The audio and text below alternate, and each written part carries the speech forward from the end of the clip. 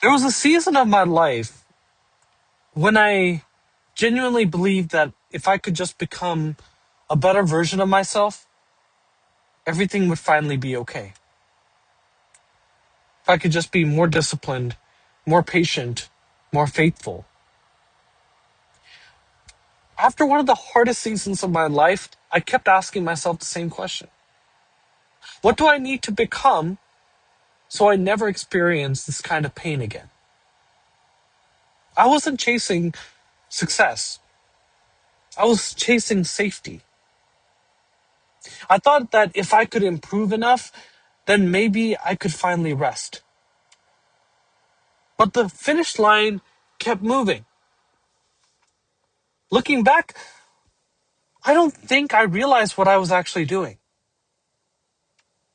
I was trying to manufacture a life that could only ever be received.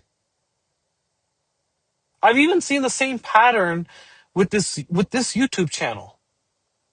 Whenever I became obsessed with views, subscribers, and outcomes, I usually found myself very frustrated.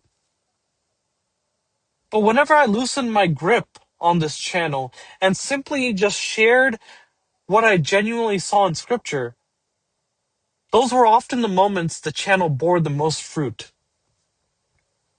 The more I tried to force life, the less alive I felt. The more I learned to rest, the more life seemed to unfold.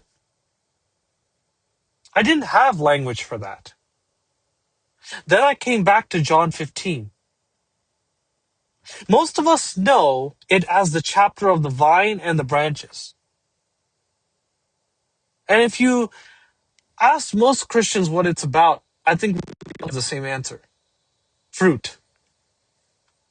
But when I slowed down and read the passage, well, really let the passage speak to me, I noticed somehow something that I had missed for years. Jesus hardly stops talking about one word. Abide, remain, stay, continue. Suddenly I found myself wondering, how have I never noticed this? Because fruit is everywhere in our conversations about John 15, but abiding is everywhere in Jesus' conversation. That made me stop. Because fruit is the result. Abiding is the invitation. So I started asking a different question. Why?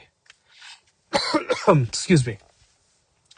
Why does Jesus keep bringing us back to abiding instead of simply teaching us how to produce more fruit? Then I reached one sentence that changed the entire chapter for me. The branch cannot bear fruit by itself. Let's not rush past that. Jesus isn't giving a command. He's describing reality. A branch has never been the source of its own life. Everything it expresses, it first receives. Only after saying that does Jesus give the invitation. Abide in me. That completely changed the way I read this passage. The command isn't produce, it's remain where life already is. And I couldn't help myself by asking, what if I've spent years trying to do the one thing Jesus said the branch can never do? Maybe that's why so many of us feel exhausted.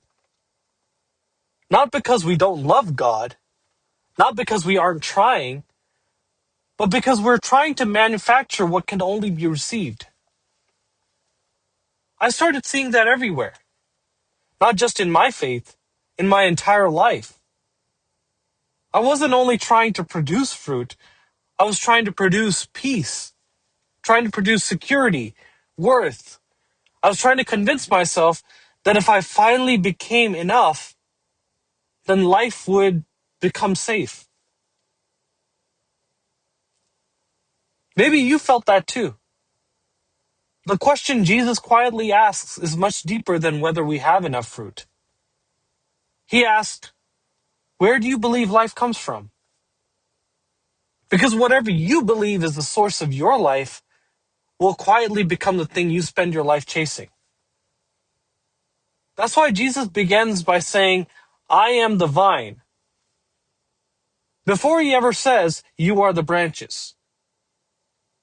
Life already has a source. The invitation isn't to become the source, it's to remain connected to it. Maybe that's why Jesus spends so little time explaining how to bear fruit. Because when the branch remembers where its life comes from, fruit becomes an expression instead of an obsession. I'm going to say that again. Fruit becomes an expression instead of an obsession. That changes everything. It means Jesus isn't placing another burden on us.